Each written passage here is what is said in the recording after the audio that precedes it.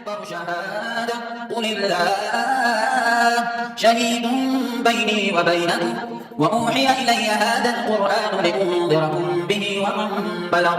أئنكم لتشهدون أن مع الله آلهة أخرى قل لا أشهد قل إنما هو إله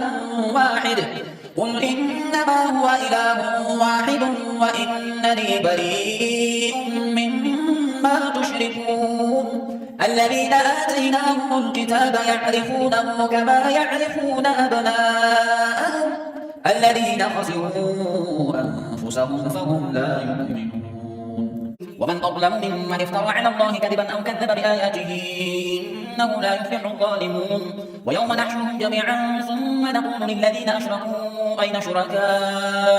أين شركاؤكم الذين كنتم تزعمون ثم لم تكن فتنتهم إلا أن قالوا والله ربنا ما كنا مشركين انظر كيف كذبوا على أنفسهم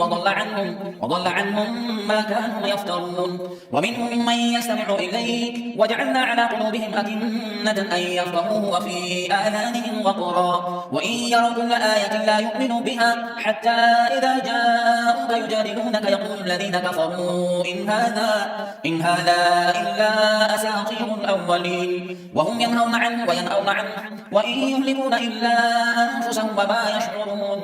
ولو ترى إذ وقفوا على النار فقالوا يا ليتنا نرد ولا نكذب بآيات ربنا ونكون من المؤمنين بل بدا لهم ما كانوا يخفون من قبل ولو ردوا لعادوا لما نهوا عنه وإنهم لكاذبون وقالوا إن هي إلا حياتنا الدنيا وما نحن بمبعوثين ولو ترى إذ وقفوا على ربهم قال أليس هذا بالحق قالوا بلى وربنا قال فذوقوا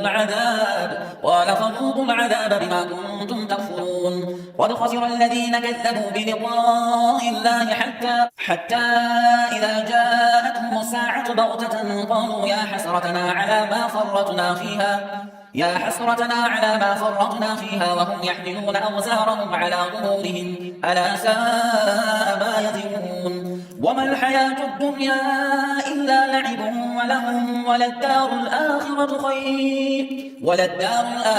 خير للذين يتقون أفلا تعقلون قد نعلم إنه ليحزنك الذي يقولون فإنهم لا يكذبونك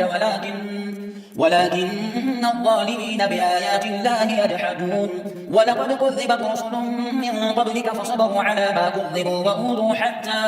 أتاهم نصرنا ولا مبدل لكلمات الله ولقد جاءك من نبأ المرسلين وإن كان كبر عليك إعراضهم فإن استطعت أن تبتدي نفقا في الأرض أو سلما في السماء فتأتيهم بآية ولو شاء الله لجمعهم على الهدى فلا تكونن من الجاهلين إنما يستجيب الذين يسمعون والموتى يبعثهم الله ثم إليه يرجعون وقالوا لولا نزل عليه آية من ربه قل إن الله قادر على أن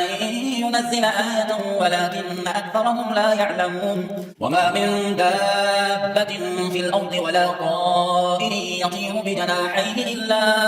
أمثالكم ما فرطنا في الكتاب من شيء ثم إلى ربهم يحشرون والذين كذبوا بآياتنا صم وبكم في الظلمات من يشاء الله يضلل ومن يشاء يجعله على صراط مستقيم قل أرأيتكم إن أتاكم عذاب الله أو أتتكم الساعة أغير الله تدعون إن كنتم صادقين بل إياه تدعون فيكشف ما تدعون إليه إن شاء وتنسون ما تشركون ولقد أرسلنا إلى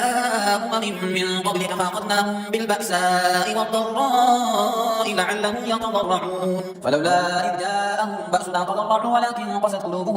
ولكن قست قلوبهم وزين لهم الشيطان ما كانوا يعملون فلما نسوا ما ذكروا به فتحنا عليهم أبواب كل شيء حتى إذا فرحوا بما أوتوا أخذناهم بغتة فإذا هم مبلسون فقطع دابر القوم الذين ظلموا والحمد لله رب العالمين قل أرأيتم إن أخذ الله سمعكم وأبصاركم وختم على قلوبكم من إله غير الله يأتيكم به انظر كيف نصرف الآيات ثم هم يصرفون قل أرأيتكم إن أتاكم عذاب الله بغتة أو جهرة هل يهلك إلا القوم الظالمون وما نرسل المرسلين إلا مبشرين ومنذرين فمن آمن وأصلح فلا خوف عليهم ولا هم يحزنون والذين كذبوا بآياتنا يمسهم العذاب بما كانوا يفسقون قل لا أقول لكم عندي خزائن الله ولا أعلم الغيب ولا أقول لكم إني ملك إن أتبع إلا ما يوحى إلي قل هل يستوي الأعمى والبصير أفلا تتفكرون